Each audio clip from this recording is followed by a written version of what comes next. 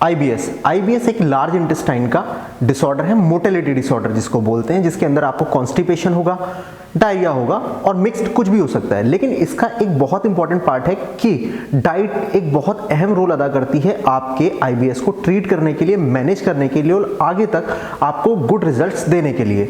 तो कौन सी डाइट होगी, किस तरीके से उसे लेना है और कैसे उसे फॉलो करना है, यही सब जानेंगे हम इस वीडियो में।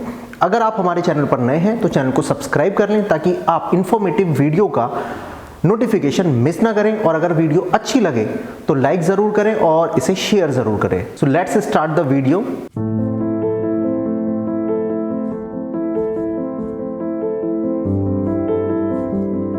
आई am doctor Maan, you are watching true doctor care. तो आज हम बात कर रहे हैं आईबीएस की डाइट के बारे में।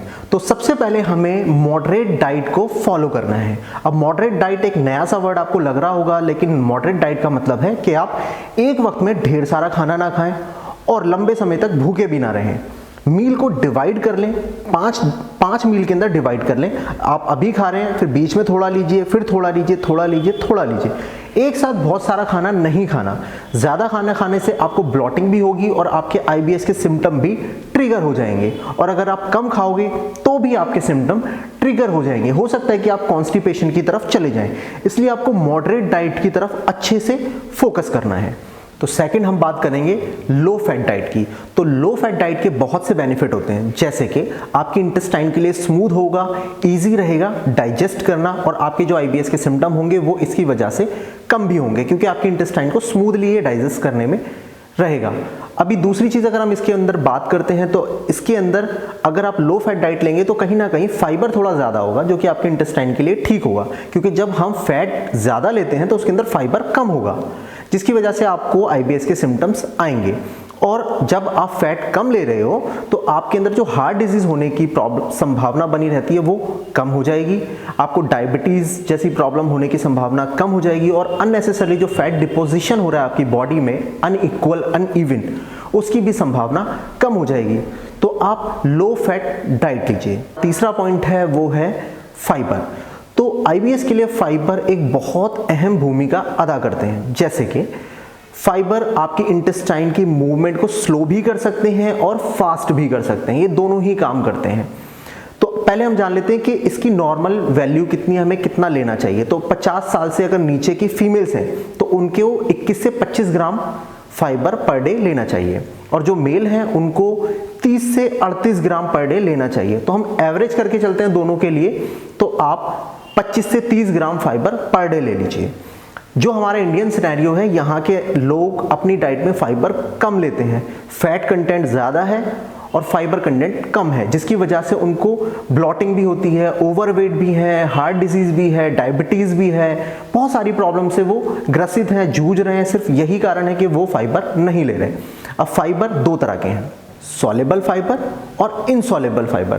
तो जो भी हम प्लांट फूड चूज करते हैं खाने के लिए, उसमें ये दोनों फाइबर मौजूद होते हैं, बस दोनों का रेशियो अलग अलग होता है। कहीं पर सॉल्युबल ज़्यादा है, कहीं पर इनसॉल्युबल ज़्यादा है, लेकिन दोनों होते हैं। जो फूड का आउटर लेयर होती है उसके अंदर इनसॉल्युबल फाइबर ज़्यादा होता है, और इंटरनल पार्ट जो होता है उसके अंदर सॉल्युबल ज़्यादा होता है।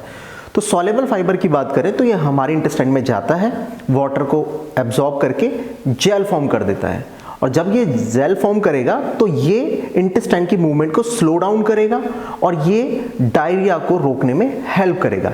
इसलिए सॉल्युबल फाइबर इंपॉर्टेंट हो जाता है। सॉल्युबल फाइबर जब हम अपनी डाइट में लेते हैं तो हमारा शुगर भी लेवल रहता है, क्योंकि उसका डाइजेशन भी इंप्रूव हो जाता है, शुगर कंट्रोल में रहती है, हार्ट डिजीज होने की संभावना भी कम हो जाती है। अब हम बात करते हैं इनसॉल्युबल फाइबर की। तो इनसॉल्युबल फाइबर हमारी इंटेस्टाइन में जाते हैं, वाटर को एब्जॉर्ब करते हैं और उसमें बल्क बनाते हैं। तो जिन लोगों को कॉन्स्टिपेशन की प्रॉब्लम है, जहां बल्क कम हो जाता है स्टूल का, तो ये वाटर को एब्जॉर्ब करके बल्क बढ़ा देते हैं, और जब बल्क बढ़ेगा तो इंटेस्टाइनल मूवमेंट इंक्रीज होगी और आपका कॉन्स्टिपेशन रिजॉल्व होगा। आपको स्टूल पास करने के लिए जाना होगा, अर्ज होगी और आपको रिलैक्स फील होगा।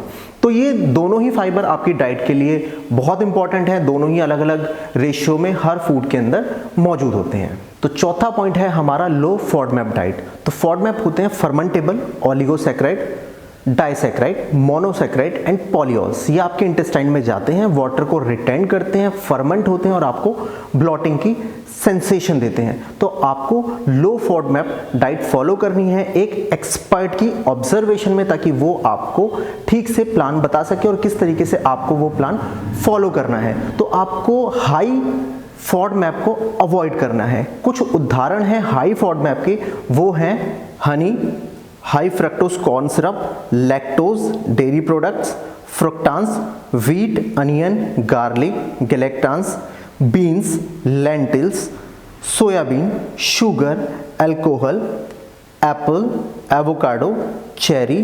तो ये एग्जाम्पल थे हाई फॉडमैप के। तो इनको आपको कम से कम करना है और एक्सपर्ट की ऑब्जर्वेशन में ही लेना है।